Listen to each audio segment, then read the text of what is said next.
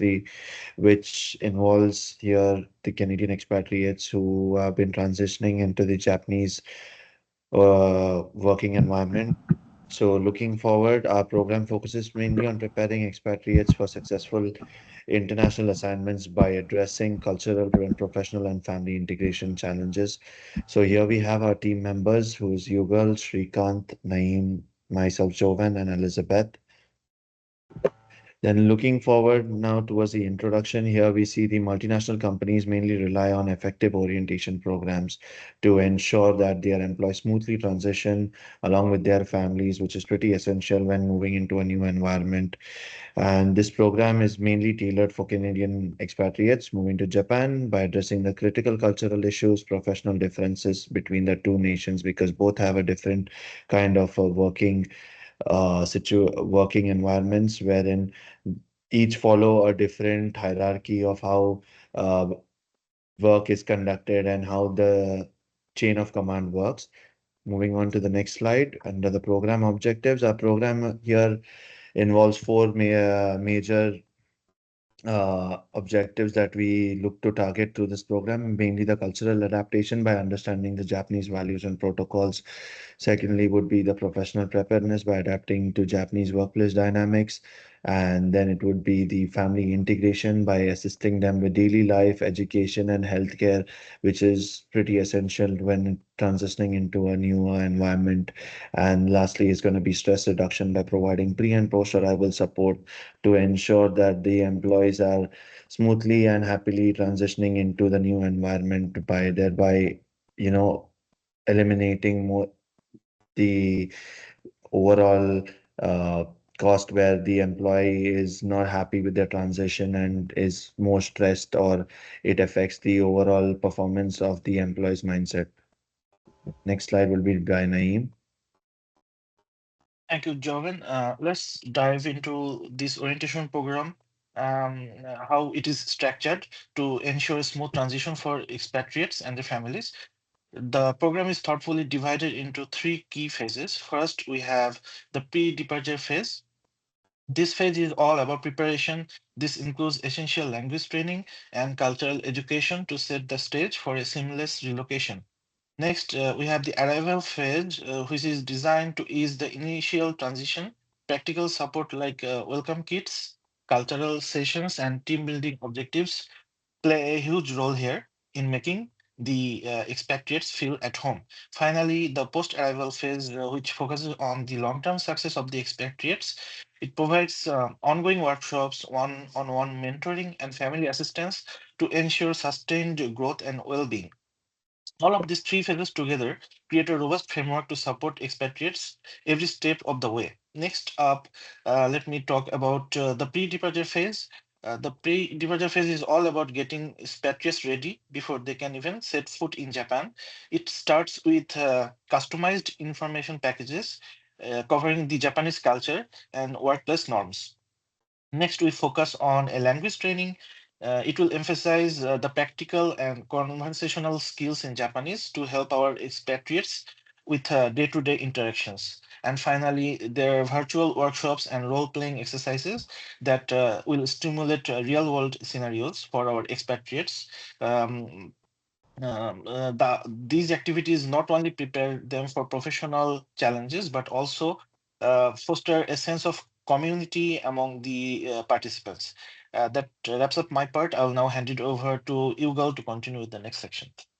Hi everyone, I'll start by talking about the arrival phase. So this phase is all about the helping expatriates and their family settle into their new life in Japan. So here's what we do. So the first point is welcome kits. We give each family a kit with the useful items like maps, SIM card, local maps, guide to help them get started right away. The next point is cultural orientation. We organize sessions to teach important things like how to exchange business cards, where to sit during meetings, and Japanese dining manners. The next point is family support. We help families with finding homes, enrolling kids in schools, and exploring activities to make them feel at home. And moving on to the last point, that is ice breaking events. These are fun activities to introduce team members and help build professional relationships early on. This phase ensures that everyone feels welcome, supported, and ready to begin their new journey. And the next, I'll start by the post arrival phase. And this phase focuses on helping expatriates and their family adjust and grow over time. So the first point is monthly workshop. These are fun and educational activities like tea ceremonies or calligraphy classes that help everyone learn more about the Japanese culture. Number two is professional mentoring. We offer ongoing guidance to help expatriates settle into their jobs and continue to grow in their careers. And the next point is family support programs. We stay connected with families, helping with schools, social events, and housing needs. And moving on to the last point, that is regular check-ins. Every 3 to 6 months and 6 to 12 months, we check in through surveys or meetings to see how things are going and to offer more help if needed. And this phase makes sure everyone feels supported for the long term, both at work and at home. So the arrival and the post-arrival phase work together to ensure both expatriates and their families thrive in their new environment. Thank you. Hand over to Shrikant. Thank you, Yugal. Today I would like to speak about cultural microactivity. A cultural microactivity is a small, often informal activity that focuses on celebrating, understanding, or engaging with a particular culture. These activities are typically short, easy to organize, and can be done individually or in a small group. They aim in increasing awareness, appreciation, and connection to different cultural practices or tradition. And here are some of the examples of cultural micro activities like cooking a traditional dishes and learning basic phrases in a regional languages and exploring cultural music, participating in a cultural games, creating a traditional craft, and watching a short cultural documentary or clip, or exploring folk tales or myths. And I would like next Zohan to take over. So the evaluation and feedback will be taken in three phases. So focusing on the phase one, which would involve surveys, which would carry on with the pre and post orientation feedback, mainly to understand the overall approach on how the feedback has been for the employees who have been transitioning to the Japanese culture.